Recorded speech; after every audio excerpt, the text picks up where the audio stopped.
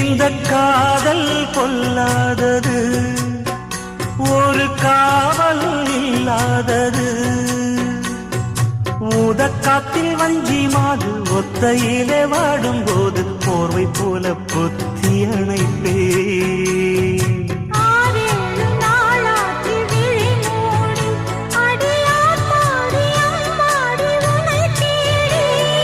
நீதானே மானே என் இளஞ்சோடி, உனை நீங்காது என்றும் என் உயிர் நாடி.